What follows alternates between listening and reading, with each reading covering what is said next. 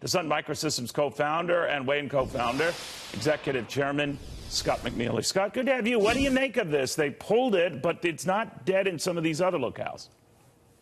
Well, I think Reagan was right. I'm harking back to when he said if it moves, tax it. If it still moves, regulate it. And if it stops moving, subsidize it. And I think in the Bay Area, we'll do all of them all at the same time.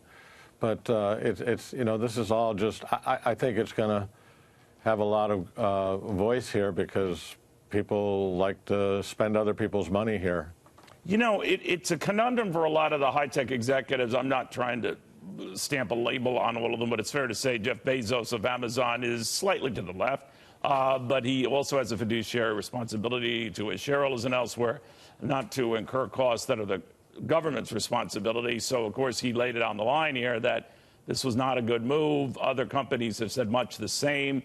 So this idea that, municipalities, towns can go after companies sort of like a piggy bank and seize on the fact that they're all getting big tax cuts so they can afford to help out. What do you say to that? You know, this has been a battle forever, and I think the city councils have to be very careful that they don't scare the golden goose off. And employees also pay taxes in those municipalities, and running them out of the way. It's a tough balance. And my view is that if governments would just stay focused on what they should be doing and not do scope creep, they wouldn't have to go fund all of these crazy things that they do. You know, you mentioned government, Scott. I'm talking about the government inquiries and now requests for still more documents, data, research from the likes of Facebook on privacy invasions. You're famous, of course, for saying if you want your privacy, you better get over that. I'm just paraphrasing here, but you said much the same about how customers of Facebook and other concerns sort of wrestle with that, the convenience and the ease with which they can communicate with their loved ones and the risk that some data can get out there. Explain your position on this. Well, we use the word Facebook and Twitter customers. I'm a Twitter customer. Well, I don't pay Twitter anything, so I'm really not a customer. I'm actually the product. And I have no belief system that I have any privacy. I tell my boys, anything you put on the internet's a digital tattoo.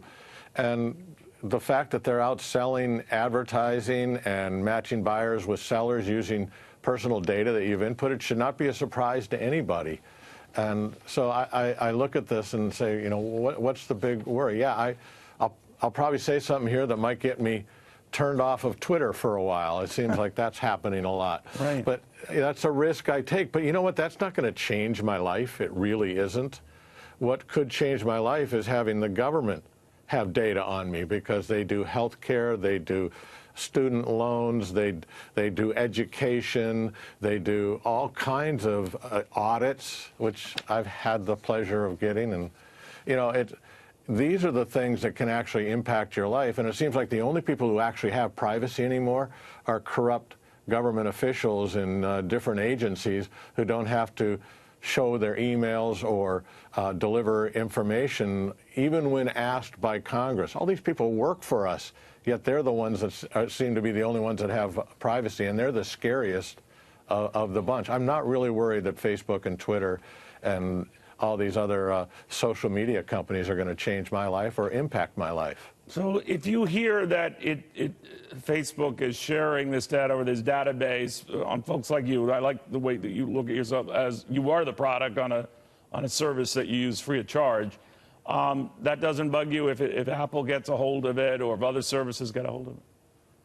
Duh. I mean, I said this a long time ago. You have no privacy, get over it. Anytime you do anything that is captured digitally, it's going to be a problem. Now, what we have done at the company I'm running, Weigh-In, is we try to make sure that it's an explicit first-party data exchange in exchange for some value that we give the customer, as opposed to doing it sort of like implicitly. We offer engagement campaigns that explicitly capture that kind of data, and you get a chance to win a house, or you get a coupon for a discount, or this, that, or the other thing. That seems to be a little more above board, but my message to everybody is anytime somebody takes your picture, records you, and you don't even know it's happening, you're right.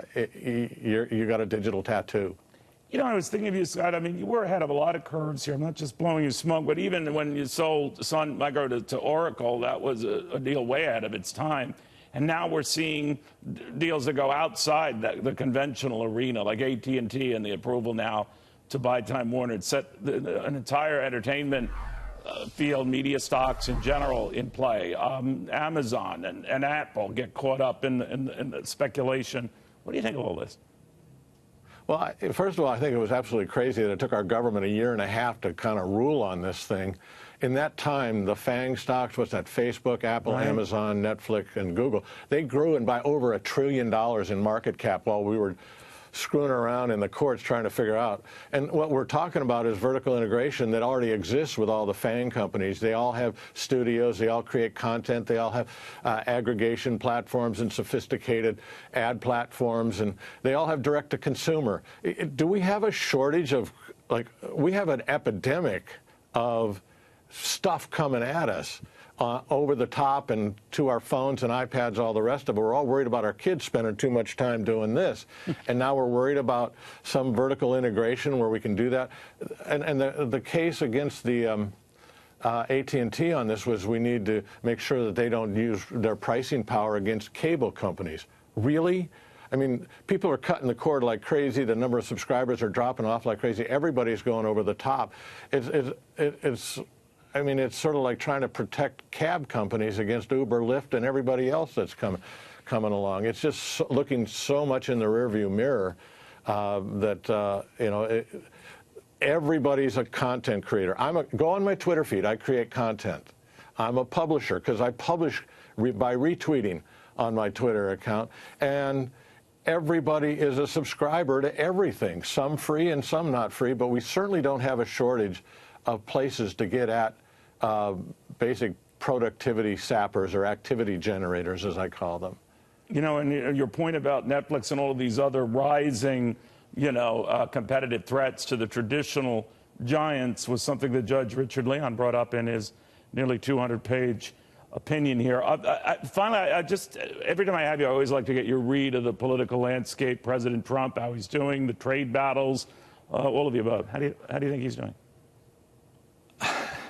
I have always said that the worst CEO would be 1,000 times better than the best politician. And I wouldn't call Donald Trump the worst CEO ever, but he's doing 1,000 times better than our classic politicians. It's not fun. The swamp monsters don't enjoy it, and change is always hard for people to deal with. But you know, basically, I think things are moving in a very positive direction in way more ways than people want to argue for. You know, I don't like every star baseball player, basketball player, football player. I like most of the hockey players.